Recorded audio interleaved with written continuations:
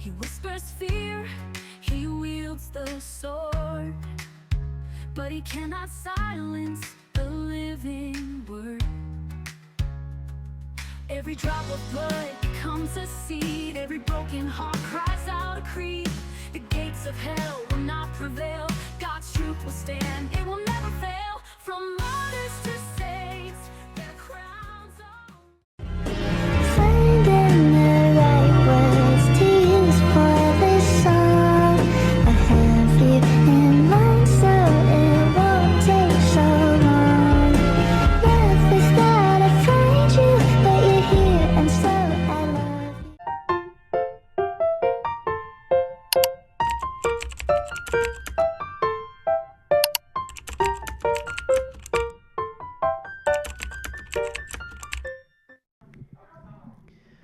Y'all. Man, where do I begin?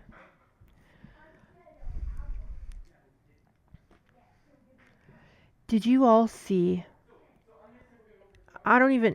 Why are we still watching the clown show? Why are we all still watching the clown show?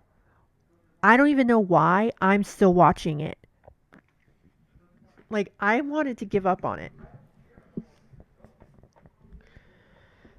But I had to see. I was hoping that my prayers were answered and that she would, get off the Erica bandwagon. Y'all, I don't think she's ever getting off of it.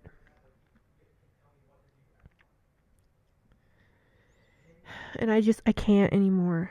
I can't give my energy and my peace to it anymore. I need to protect my heart, guard it, and my mind. And it's just infuriating what's going on. Like, she's not even telling the truth. None of them are telling the truth.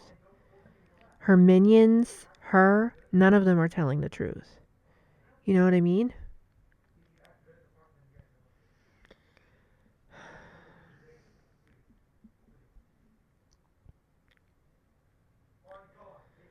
And it's not like we can do anything other than just call her out for it. But I'm done. I need to go back to my mission. Don't feed the trolls. That's what Charlie Kirk said. Don't feed the trolls. Focus on the mission. Make heaven crowded. My mission is homemaking, faith, marriage, wives and motherhood, and women ministry.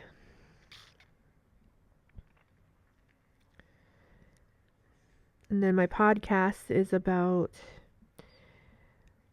the very real threat of radical Islam. So I'm sticking to that on my podcast, and this I'm going to stick to Jesus, faith, rosary, Catholic stuff, womanhood, all that.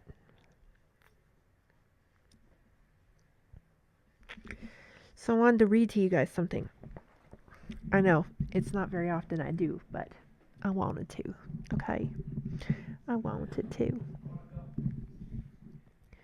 So I've been doing biblical womanhood studying. Again, yes, I do it every year. And so I decided I was going to start in the beginning with the excellent wife. As you guys know, that's the one I'm going through right now. So, biblical womanhood, the excellent wife. Who can find? Question 1. What should be the greatest priority in the Christian wife's life? See Matthew 6:33. Before marriage, before motherhood, before homemaking, her first love must be God. Her first obedience must be God. Her first alignment must be God. This sets the tone for her home. Question number 2. What should be her second greatest priority? See Genesis 2:18. God first, husband second. A wife's calling is to be a helpmeet.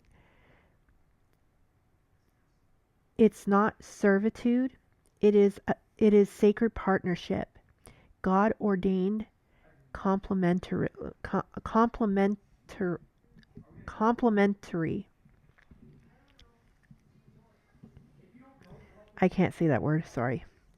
Question 3. To what does God compare the worth of the excellent wife? See Proverbs 31:10. Women often confuse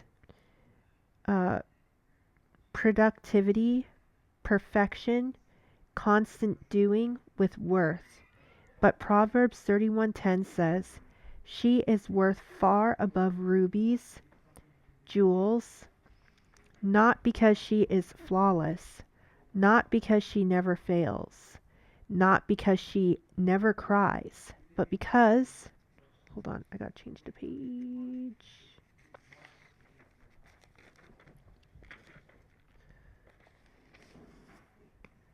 "Her heart is trustworthy, her spirit is steady, her hands build not tear down, her wisdom is rare, her submission is strength not weakness, her love is grounded in God, not emotion." Question 4. List as many traits of the excellent wife as you can find from a careful reading of Proverbs 31:10 through 31. Hint, there are some traits listed in the illustration of the flower on page 5 of the Excellent Wife book. Spiritual and moral traits: fears the Lord, trustworthy, faithful, wise, God-honoring, praiseworthy, lives with purpose, walks in dignity and honor, heart and character, industrious, diligent, not lazy, strong, inner strength, fortitude, confident, disciplined, self-controlled, not fearful of the future, cheerful, joyful in outlook, kind-hearted, compassionate, toward her husband, brings him good, not harm, is loyal to him all her days, supports his reputation, is a source of trust and peace, strengthens his standing in the community. She does not compete with him, she fortifies him. Homemaking and stewardship. Works willingly with her hands. Provides food for her household. Plans ahead. Is organized. Manages her household well. Makes wise use of resources. Is prudent with finances. Invests wisely. Is productive. Hold on, y'all. I gotta change the page.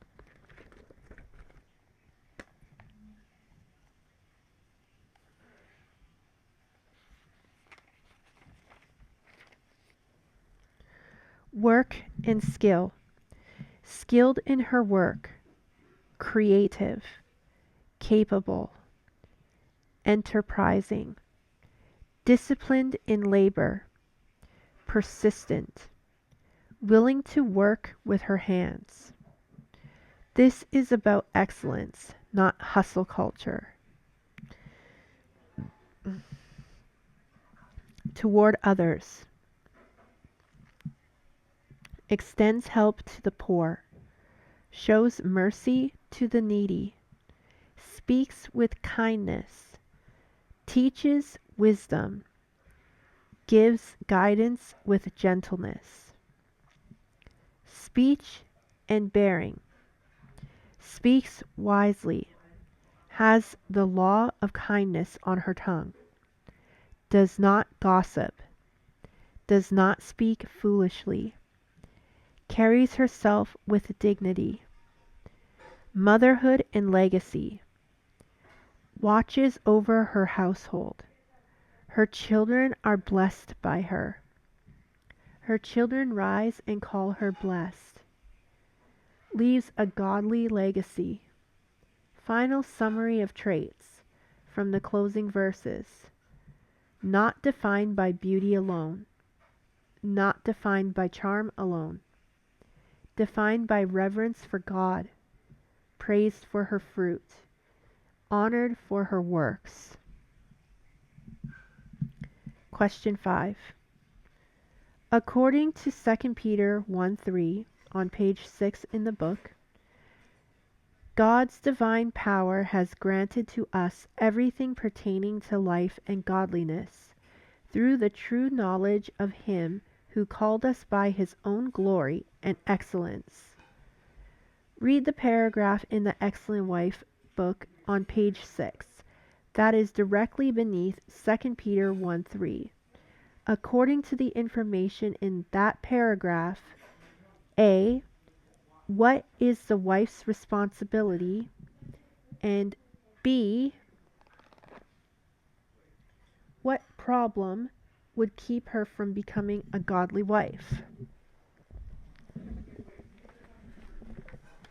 Oops, sorry. I hit myself in the face. I hit my glasses. All right. A wife's responsibility is to respond to God's calling by living out godliness through dependence on Christ, not self-effort. More plainly, and this is likely what the paragraph is getting at, her responsibility is not to manufacture godliness. Her responsibility is to walk in obedience and faith, trusting that God has already supplied what she needs. She is called to grow as a godly wife through knowing Christ, not through striving or comparison. You could word it like this. The wife's responsibility is to live a godly life in her role by relying on God's divine power, responding in obedience to His calling, and growing through a true knowledge of Christ. That keeps the responsibility rightly ordered. Response, not performance. Remember question B? What problem would keep her from becoming a godly wife? According to the logic of 2 Peter 1:3, the problem is not lack of ability. The problem is one of these, and the paragraph almost certainly implies this. Failure to trust or depend on God's provision, in other words, believing she must do it in her own strength, believing she is lacking something God hasn't given, relying on self, fear, comparison, or resentment instead of grace. So a faithful answer would be, the problem that would keep her from becoming a godly wife is failing to rely on God's divine power and instead depending on herself, misunderstanding God's provision, or not growing in the true knowledge of Christ. This aligns perfectly with Scripture and avoids spiritual abuse. Now, we're going to talk about the Catholic lens of this. From a Catholic perspective, this aligns with grace cooperating with free will. God supplies grace. The wife cooperates through obedience, humility, and trust. Never coercion, never exhaustion, never erasure. My grace is sufficient for you, for power is made perfect in weakness. 2 Corinthians 12:9. Now y'all are probably wondering, why are you doing this womanhood study again? You read that book last year. Yes, I read the book, but I never went through the study guide last year with you guys for the Excellent Wife. So I decided this year I'm going to go through the study guide with you guys at the same time as we're reviewing the book that I read to you guys last year, okay? After I'm done with that, there are other study guides. I have the study guide for, what is it? I have the list somewhere. I have a specific list of what I'm going to be doing.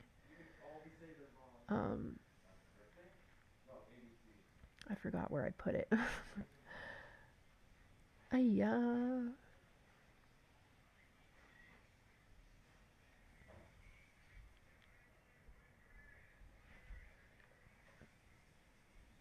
Where could I have put it? I don't remember. I'll find it, don't worry. But there's a list. And the list I'm doing is to show the order in which I'm going to be reading these books. Now, there's only, I believe there's 4 books that I'm planning on reading, okay? Again, The Excellent Wife,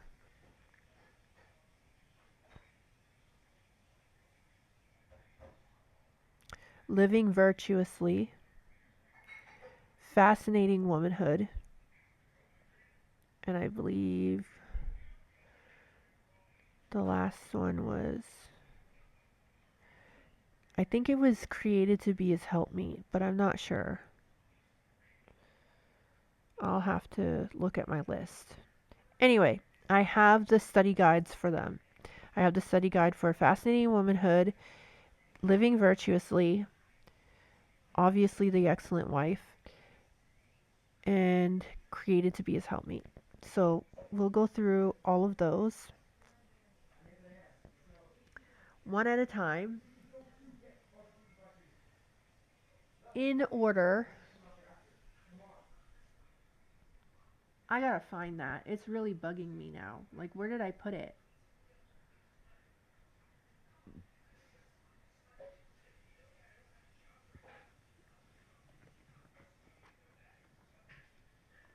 It has to be here somewhere. Where would I have put it? It's gonna drive me nuts. It's gonna drive me nuts.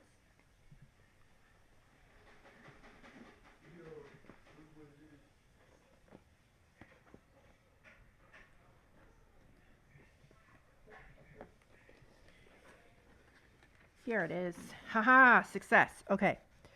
The Excellent Wife, Biblical Womanhood, Living Virtuously, Created to Be His Helpmeet, Fascinating Womanhood. Okay. So we're going through Martha Peace, then Lori Alexander, Aaron Harrison. Love you. See you when you get back. Bye. Debbie Pearl, and Helen Adlin, yeah, something like that.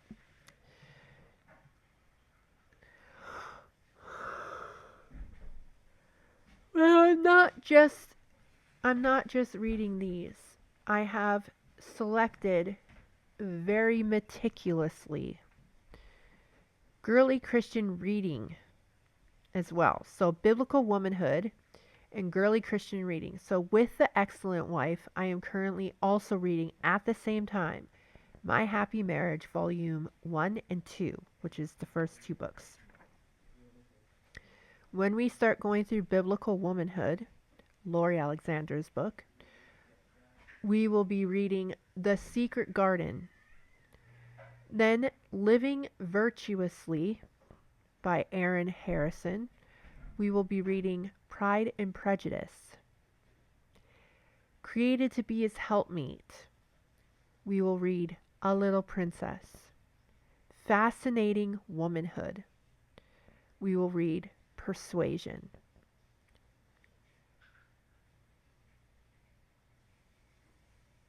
And there's quite a big reason why I'm doing that, because first of all, I've already done it and I'm currently working on putting it together into a PDF. From those five books, I have structured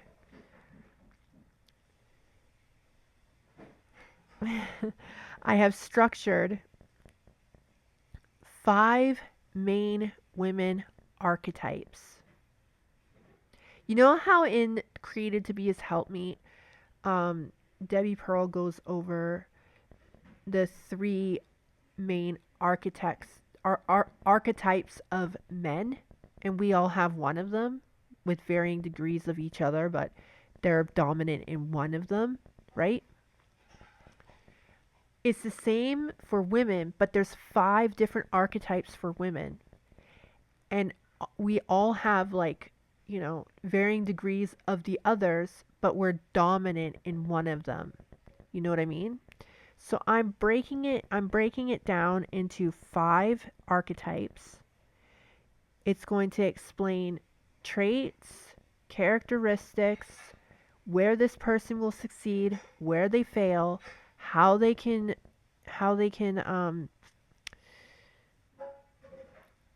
do better, where they would grow better, and how. It's going to have all of that. So I'm working on that on the outside while I'm doing this on the inside. So we will go through the Excellent Wife, My Happy Marriage Volume 1 and 2. If you guys do not know what I'm talking about, please, y'all, I'm telling you right now, you better get yourselves on board, okay? I'm getting the rest of the books very soon, which is volume 3 through 8. It's my birthday present, okay? Because I really love this. My Happy Marriage. Oh, guys, it's so amazing. I love it. I love Mio. I love Mio. Anyway, so I'm going through volume 1 currently. I'm on chapter 2. I wanted to read it slowly because I didn't want to devour it and then not have any pages left and have to wait for the other books.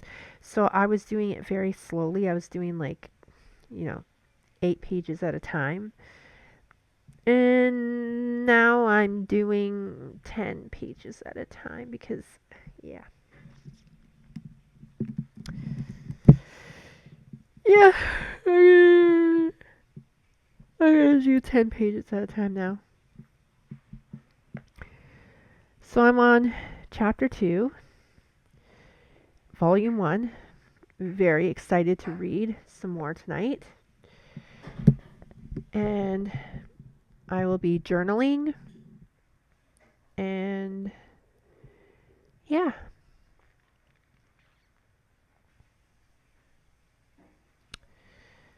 Just doing my regular things that I usually do because that's what I do. I like to read my devotionals, Jesus Calling for one, and then His Princess Every Day of the Year, love letters from your Father King, which is God speaking to you as a daughter. And I really enjoy that devotional so much. I can't even tell you. Well, I have told you, but I can't tell you. Like, I can continue to tell you. In fact, I will continue to tell you. I love that book. I love it. And you guys know I have the devotional Women's Catholic Bible, which has daily devotionals as well that I go through. So I'm not just doing one little measly little thing and I'm just sticking to one little tiny thing. I'm expanding my whole entire mind with filling it with faith, filling it with knowledge, filling it with godly knowledge, filling it with biblical womanhood studies. I'm filling it, I'm putting stuff in there.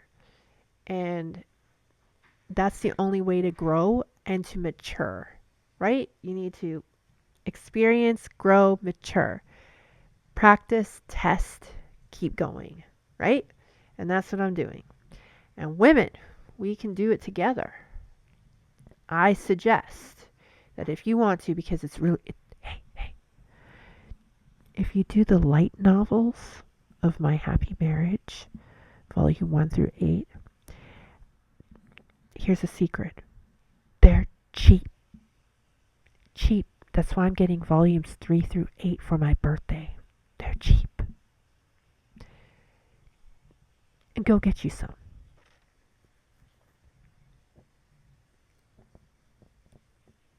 I'm just saying, it's a really good book series. And if you don't have it, you better start getting the other ones too, because eventually we'll be moving on to The Secret Garden, Pride and Prejudice.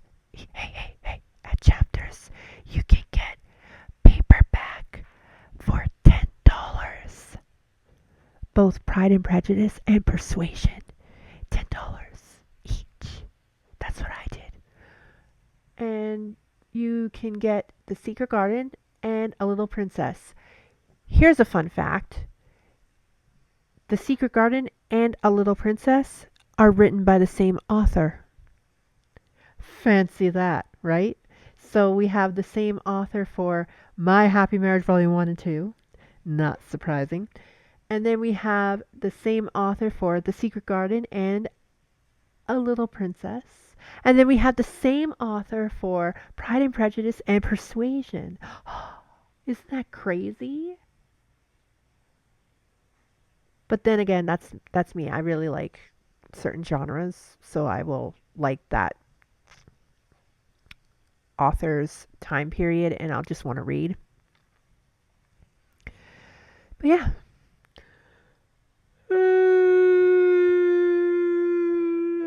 I'm so sorry I yawned. You guys, I'm so tired and I have to like go because I have like this week worth of stuff and I got to get on it.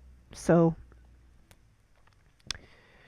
start with the cheap volumes of My Happy Marriage because we're going to be going through 1 and 2 first, and I still have to go through The Excellent Wife, which I'm just doing the study guide. I'm not going to read you guys the whole book again, but I am using the book with the study guide to answer the questions.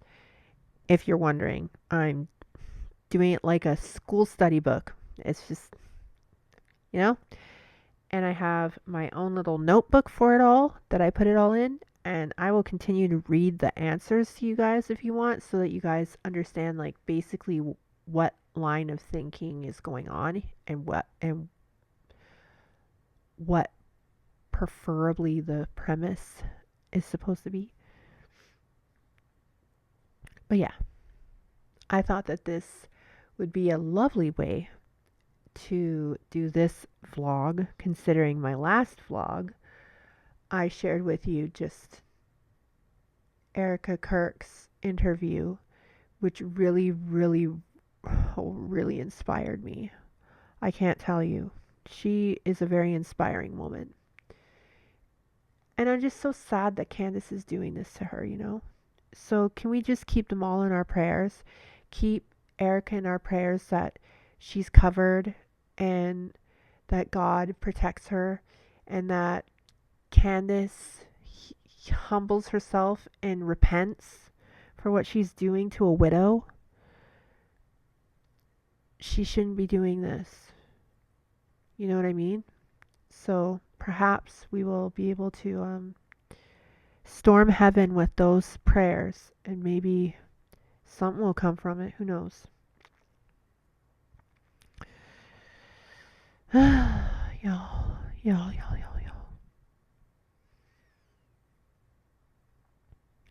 Other than that, I hope you guys enjoy the upcoming podcasts that are coming up this week. They're gonna be spicy. I hope you like spiciness. Spicy. It's gonna be very spicy.